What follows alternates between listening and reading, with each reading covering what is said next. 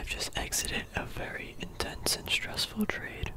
I want to just recap it, walk through my thought processes and what I did, and I thought it'd be kind of cool. So this is definitely one of the best percentage trade wins I've ever had. It's definitely one of the most riskier trades that I've done. I usually don't do this, however, I had an itch today, you know. I just want to make some money and I want to take a lot of risks, so that's what happened. So I was in normally I watch Boiler Room Trading's YouTube pre-market, and I like to see what he thinks, what he's talking about.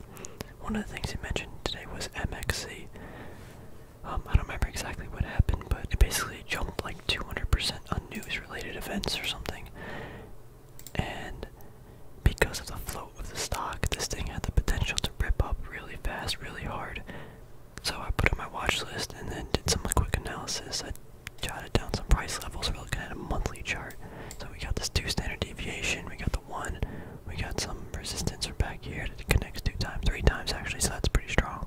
Then we got these like super targets that I was not anticipating ever being reached.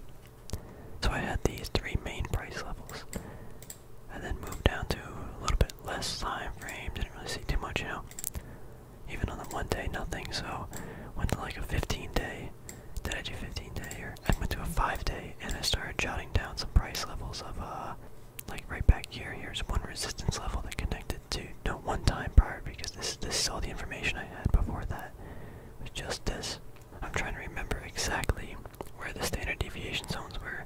I think one was here, this was the 1 standard deviation, and this one was the 1 standard deviation to the upside, back, all the way back at these levels. So I marked those down on the chart, and I just took note of them price-wise. One thing I noticed too was right here, kind of a support was forming around the stock. We're at a 5-minute candles, and we're on a 2-day 5-minute candle, just so you guys remember. Also, I jotted down this price level pre-market. Hit this line, like this, and this. It just seemed like a good area of resistance or support. It was just a good price level. So that's on the 5-minute.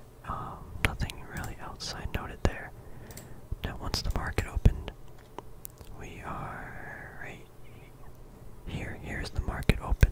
So I noticed, you know, we go up, it shoots up, and then it starts to fade, right? This is the fair value mean line, so it starts to fade down and do like a nice little, you know, it looks nice. It's a nice little circle, half pipe or whatever, quarter pipe. One of the things I was noting is if this went up to like here, I was not interested. But if it went down to these price levels, I took interest because it's in this kind of underbought territory where I can potentially, like, the risk is worth the reward almost. So if this decided to go up during pre-market, I was gonna just not put it on my watch. I didn't care, but since it dipped down below, I thought it was a little underbought. I mean, again, this thing was already up like 200%, so this is not stuff I usually trade, but I was feeling itchy today.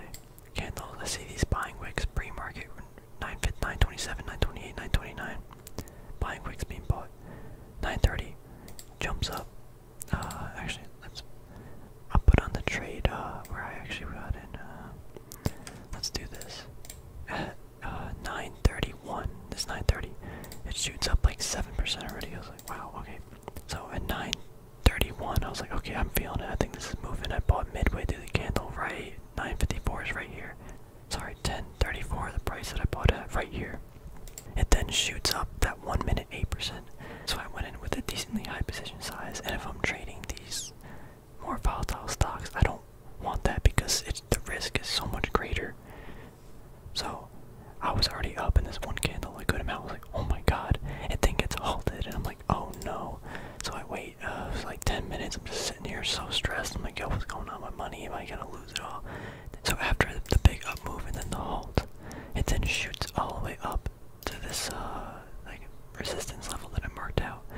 It then gets slapped down immediately. This candle lasted about 10 to 15 seconds if I remember.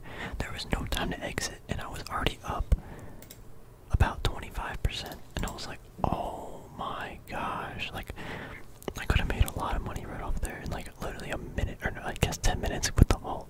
But I was not going to be able to get out in that candle. There was not enough buyers, and the price moved way too fast.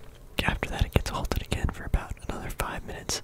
It then gets slapped down to one of these price levels, like the 950, which was like a support during pre-market and stuff. I stayed in the trade mainly because my price level was right here, and so I was down actually like a lot, like 7-8% at one point, even like 10%. So, but I ultimately stayed in because I saw these buying wicks, and I was already in it. I wanted to see what was gonna happen, and it was a thrill ride. It was almost like a roller coaster, very scary roller coaster. So it then gets bought up again here, falls down, bought up, and then it shoots back up, and then levels out, shoots back up. Down here, I realized that, or even from here to here, I realized, wow, my risk is really high right now with the current position size I have. So I said, I don't want to get out at these lower prices because this is where people would be buying, if anything. So I don't want to just sell to the people buying. I'd rather sell to, I would rather sell at a little bit higher price. Maybe that's risky or greedy of me, but that's my thought process. So I waited to like almost break even, break above. I think I was still up like 5% when I sold half my position. So now my risk was cut in half, and my reward I think was still fine because it was really volatile. I had my full position here basically, and I cut it around here when I was up a little bit. The reason why I cut it there was because at that time this was actually at the fair value line. This price moved, or this candle thing moved. This hit the fair value and shot down, and I was like, you know what? I don't know if it's gonna hold. I'm just gonna take off some risk. And it climbed up, climbed up, climbed up, climbed up. Whoa! And it fell a little bit after a little pullback. That was noticeable. I am going to go over these volume circles I laid out in a second. It's important. We'll get to that. But volume shoots up and then consolidates for about 15 minutes, and then shoots down, big seller, and gets halted. Then it gets bounced back up. This was a fair value line at the time, but this was holding above it, and it kind of just looked like it was fading, so I got out. So got in 10:34 about, exited half 10:57, and the full exit position was 12:37. So if we want to do some quick math, it's about 20%. Alright, let's take these off. Let's see where the trade is now. And actually, wow, it shot all the way back up. Wow. It might have even gotten halted again. So I could have made another like 10%, but you know what? It's fine. I did a good trade. I'm not trying to be greedy, and that's greedy. Now I want to go over probably the most important thing about this trade that I was watching, and that is this trend line along with the volume. There's not that much volume going on here, you can see, but I guess I'll make it bigger. We have this volume, a little buying, by here, shoots down, but on like no volume. Look at that. Here there was some volume, but not as much. Then boom, massive volume, consolidation period. These two this consolidation and these two candles, these two 1-minute candles, basically no volume. Then boom, large volume, heavy shoots up. There was a lot of selling wicks here, you can see. That was concerning to me. However, I felt more confident that the trade was going to go up than down, so I just stayed in, and I was already positioned decently well. At this time, I was just like breaking even, basically. So then this trend line I started to draw, started to form. Look at this candle, low volume, pretty heavy volume, but it held this little support. Then boom, huge volume, big move, confirming that the move is real. Two red candles of selling on light volume, large volume, or relatively large volume to the past candle, shoots up, kind of confirming the move. And then here, look at this, 1, 2, 3, 4, 4 huge candle moves up 15%, almost confirming that the move is real. This candle had incredibly high volume, so this was a very good selling candle off of this resistance. However, all these candles right here, very little volume. That was just kind of confirming that this move was not really too real. Once this unreal move kind of happened, two very big candles. This one did not have that much volume, but these two massive volume for another 16% move. Right out of a low volume move with the price action. So it's like a shoot up, cool down, shoot up, cool down. Now again, look at all this volume. All this volume and this move. It's just like a cool off period. And then it shoots up again, trying to push past the all-time high. Now we hit 1 standard deviation here. I think at the time it was a little lower, I'm not entirely sure. Then we have this again cool off phase where it just consolidates with lack of decreasing volume. So here's where I considered getting out, but I was like, we keep having up move, fall down, up move, fall down, up move, fall down. So I thought I'm just gonna keep riding it out until it doesn't. But this was the move where it didn't, and someone dumped their position down 10%. It got halted. I was like, oh no. And then the main thing I'm getting at here is look at this volume. volume in relation to the price action. The more volume in a move, the higher probability that that move is considered real because there's more exchanges being happened within that instant of time. The three big notable ones are right here. We have a large move up, like 20%, then a cool down period, lighter volume, not much is happening, and then a reshoot up. And then again, a cool down. You can see the cool down with the volume as well as the move of the price down.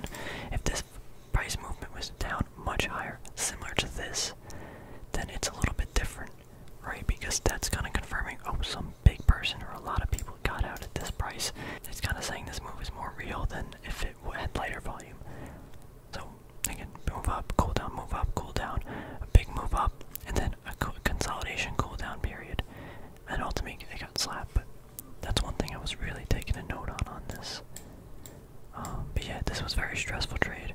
Not my best trade. I could have probably netted about 40%. But you know what? I'm not going to be greedy. I was definitely being greedy up here. I should have just took it in profits. Already at the 1 standard deviation zone. I wanted it to run up to 2. This is my price target. This was the 2 standard deviation zone when I sold it. And that could have been like another 10% move.